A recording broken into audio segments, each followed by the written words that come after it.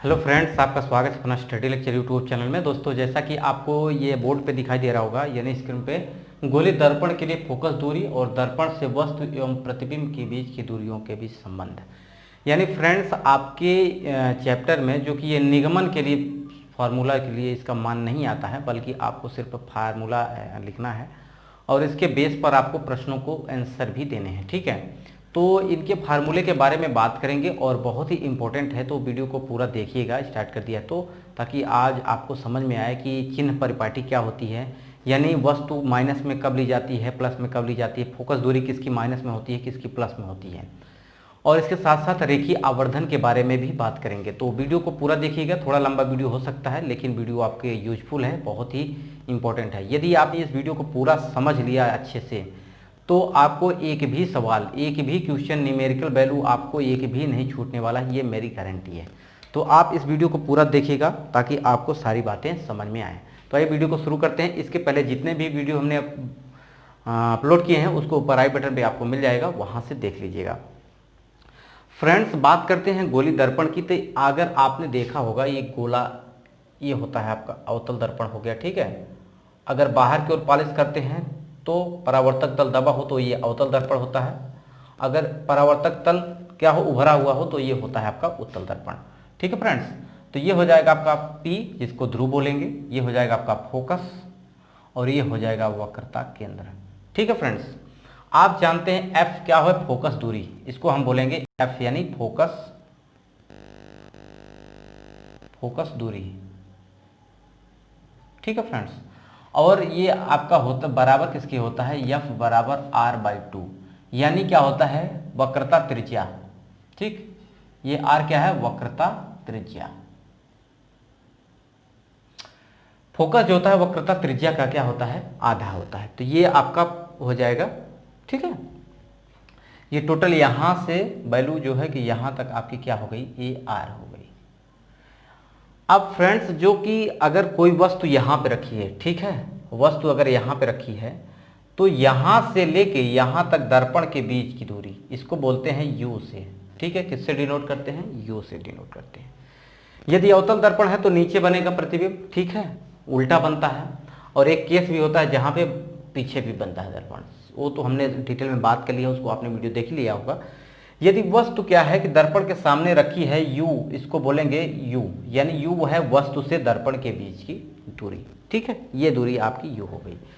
अब मान लीजिए प्रतिबिंब बन रहा है, यहाँ पे बन रहा है प्रतिबिंब। ठीक है, तो प्रतिबिंब यहाँ पे बन रहा है तो ये उल्टा बनेगा, और यहाँ से और इस दर्पण के बीच की दूरी को हम बोलते हैं V। ठीक है फ्रेंड्स, ये आपका अवतल दर्पण के लिए हम बात कर रहे हैं। किस दर्पण के लिए बात कर रहे हैं, अवतल दर्पण। ओके फ्रेंड्स, यानी अगर कोई वस्तु है दर्पण के सामने रखी है तो वो दूरी हम U लेंगे। अगर कोई प्रतिबिंब बनता है, उसकी दर्पण से कितनी दूरी पे बन रही प्रतिबिंब, उसको B लेते हैं, और ये आपका फोकस होता है। ठीक है, यानी वक्रता त्रिज्या का आधा फोकस होता है। तो इन्हीं तीनों में संबंध की बात करते हैं, तो ये फार्मूला होता है आपका 1/F बराबर 1/V प्लस 1/U। ठीक है फ्रेंड्स, इन्हीं प्रश्नों को आप इन्हीं जो है सूत्र है, ये फार्मूला है, इसी के सूत्र के आधार पर आप इनके प्रश्नों को जवाब दे पाएंगे। यह फार्मूला दोनों के लिए अप्लाई होता है, यानी अगर अवतल दर्पण है या उत्तल दर्पण है। अब बात करते हैं चिन्ह परिपाटी की, यानी इनके प्रश्न पूछते हैं जो अवतल दर्पण का। यदि वस्तु जो है, वस्तु जो रखी है, ये वस्तु U है, जो यदि दर्पण के सामने रखी है, परावर्तक तल के सामने रखी है, तो अवतल दर्पण पे इसकी जो कि साइन जो लेंगे, ये हमेशा क्या लेंगे, नेगेटिव। U काहे में आ जाएगा, नेगेटिव आ जाएगा। ठीक है, इतना पता चल गया आपको।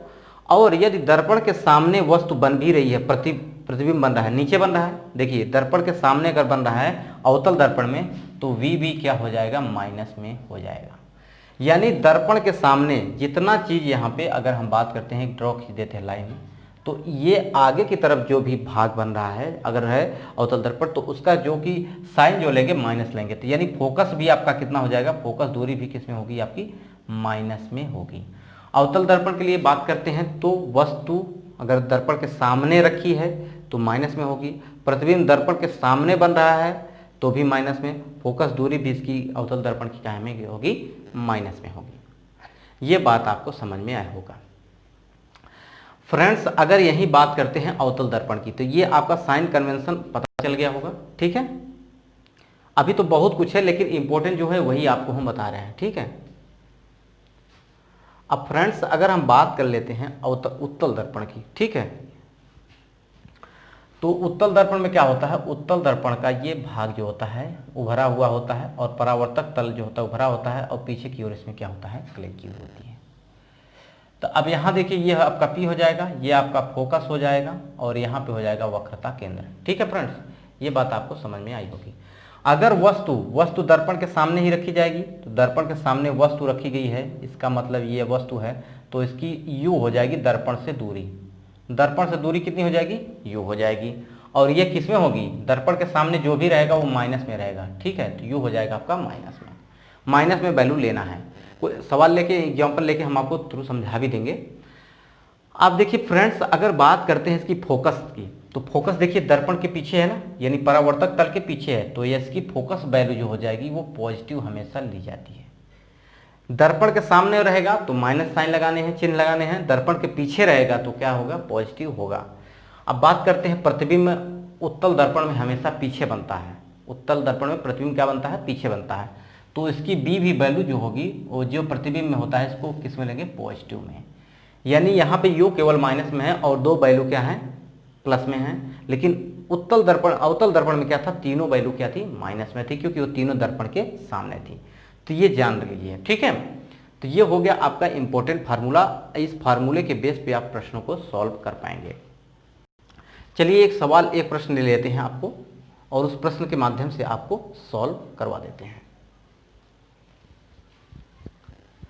इसके बाद हम बताएंगे आपको रेखीय आवर्धन क्या होता है, उससे भी क्वेश्चन बनता है। तो फ्रेंड्स अगर एक सवाल हम ले लेते हैं, देखिए प्रश्न है आपका, एक अवतल दर्पण की वक्रता त्रिज्या दी है आपकी 20 सेंटीमीटर। यदि कोई वस्तु अवतल दर्पण से 15 सेंटीमीटर की दूरी पर रखी हो तो दर्पण से वस्तु की प्रतिबिंब की दूरी ज्ञात कीजिए। यानी फ्रेंड्स यहाँ पे अगर बात करते हैं, प्रश्न में जो दिया गया है एक अवतल दर्पण है। ठीक है, ये आपका होगा अवतल दर्पण। अवतल दर्पण का परावर्तक तल क्या होता है, दबा हुआ होता है, ये आपको पता होगा। फ्रेंड्स अब देखिए, ये आपका पोल हो गया, ये आपका फोकस हो जाएगा, ये आपका वक्रता केंद्र हो जाएगा। अब बात कर रहा है कि एक अवतल दर्पण की वक्रता त्रिज्या 20 सेंटीमीटर है, यानी F बराबर क्या होता है, ये होता है R/2। यानी यहाँ पे R की वैल्यू कितनी दी हुई है, 20 दिया हुआ है, यानी 2 से भाग करेंगे तो कितना आ जाएगा, 10। F अगर दर्पण के सामने है, फोकस तो काहे में होगा, ये माइनस में, यानी F की वैल्यू आप लिखेंगे -10 सेंटीमीटर। ये बात आपको समझ में आ गई होगी। नेक्स्ट क्वेश्चन में कह रहा है, कोई वस्तु अवतल दर्पण से 15 सेंटीमीटर की दूरी पर रखी है। यानी अवतल दर्पण में वस्तु कहाँ रखी है, यहाँ पे रखी है, 15 सेंटीमीटर की दूरी पे, मान लीजिए यहाँ पे रखी है। तो यहाँ से दर्पण की दूरी कितनी है, 15 सेंटीमीटर, यानी ये U हो जाएगा, U काहे में आ जाएगा, माइनस में हो जाएगा 15 सेंटीमीटर। ठीक है फ्रेंड्स, दर्पण के सामने जो भी होगा उसको हम किस में लेंगे, माइनस में, उसका साइन चिन्ह लेंगे। ठीक है, अब बात कर रहा है कि वस्तु से प्रतिबिंब की दूरी ज्ञात कीजिए। तो फ्रेंड्स फार्मूला क्या है, 1/F बराबर 1/V प्लस 1/U, यही है। अब यहाँ से इनका मान रख दीजिए, यानी ये हो जाएगा 1/10 माइनस में बराबर हो जाएगा 1/V की वैल्यू निकालना है, माइनस हो जाएगा 1/15। ये बात आपको समझ में आई होगी। अब फ्रेंड्स हमें B वैल्यू निकालनी है, तो इसको हम इधर पक्षांतर कर देंगे, तो ये हो जाएगा -1/10 प्लस 1/15, अब बराबर ये वैल्यू आ जाएगी 1/V आ जाएगी। अगर इसका हम एलसीएम ले लेते हैं तो एलसीएम कितना आने वाला है, यानी इसको हम ये भी लिख सकते हैं 1/V बराबर, अगर एक इसका एलसीएम कितना हो जाएगा, ये हो जाएगा आपका 30। ठीक है, अगर 10 से भाग करते हैं, 10 या 30, यानी माइनस कितना आ जाएगा, 3 आ जाएगा। ये बात आपको समझ में आ गई। अब 15 से भाग करते हैं, यहाँ प्लस है तो प्लस लगाएंगे, 15 से भाग करेंगे तो 2 बढ़ जाएगा, यानी अगर -3 + 2 आया है तो इसकी वैल्यू यानी V बराबर कितना, 1/V बराबर कितना आ रहा है, माइनस में आ रहा है 1/30। ठीक है, 1/30, यानी दोनों ऊपर एक एक समान है हर अंश, तो एक हो जाएगा B बराबर -30 सेंटीमीटर। यानी माइनस में बन रहा है, यानी क्या हो जाएगा, दर्पण के सामने बनेगा प्रतिबिंब, कितने 15 सेंटी पे यानी 30 सेंटीमीटर यानी दुगने स्थान पे बनने वाला है, यहाँ कहीं पे प्रतिबिंब बन जाएगा। ठीक है फ्रेंड्स, तो बहुत ही सिंपल क्वेश्चन होता है। सबसे पहले अवतल दर्पण में ये जानना है आपको कि सारे वैल्यू अवतल दर्पण में क्या होंगे, आगे बनेंगे। सिर्फ एक केस में प्रतिबिंब पीछे बनता है। अगर प्रतिबिंब यू वी की वैल्यू अगर प्लस में आती है तो यानी दर्पण के पीछे बनेगा। अगर u की वैल्यू आपको माइनस में है, अगर v की वैल्यू प्लस में आती है तो इसका मतलब प्रतिबिंब कहाँ बन रहा है, पीछे बन रहा है। लेकिन अगर माइनस में आ रही है वैल्यू v की तो ये प्रतिबिंब कहाँ बनेगा, आपका आगे बनेगा दर्पण पे। तो यानी दर्पण के आगे जो भी बनने वाला है वो माइनस में, दर्पण के पीछे जो भी होगा वो होगा प्लस में। ठीक है, ये बात आपको समझ में आ गई होगी। तो बच्चों बहुत ही बेसिक से आपको समझाने की कोशिश कर रहा हूँ ताकि एक भी आपके प्रश्न जो है छूटे ना। ठीक है, अब हम बात करने वाले हैं आपका रेखीय आवर्धन के बारे में, यानी रेखीय आवर्धन क्या होता है इसके बारे में बात कर लेते हैं और उससे संबंधित प्रश्न किस प्रकार से आएंगे ये भी हम बात कर लेते हैं। बात करते हैं रेखीय आवर्धन की। रेखीय आवर्धन, ठीक।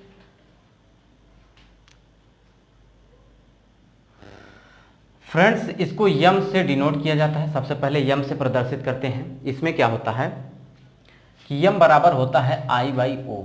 आई बाई ओ का मतलब हो गया प्रतिबिंब, प्रतिबिंब की लंबाई, इसको बोलेंगे प्रतिबिंब